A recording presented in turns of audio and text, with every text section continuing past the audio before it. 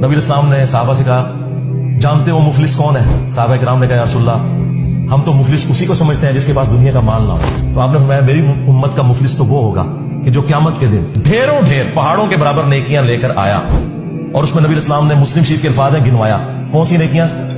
नमाज, रोजा, हज, ज़कात, ये सारे बड़ी बड़ी नेकियां यही हो सकती हैं। और नबी इस्लाम ने गिनवाई, लेकिन इस हाल में आया कि दुनिया में किसी को मारा, किसी को पीटा, किसी का खून बहाया, किसी को नाहक डांटा, किसी को ज़हनी तकलीफ दी, वो लोग अल्लाह के हुजूर आएंगे और अल्लाह से कहेंगे कि आज हमें बदला चाहिए।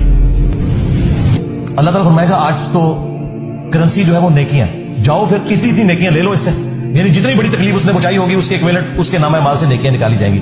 मुस्लिम शरीफ के अल्फाज हैं, एक एक करके जब लोग अपना दावा करेंगे, एंड रिजल्ट ये निकलेगा कि उसके नामे माल में कोई नेकी बाकी नहीं रहेगी। अभी भी कुछ लोग बाकी होंगे। अल्लाहुम्मा ला तजअलना मिनहुम।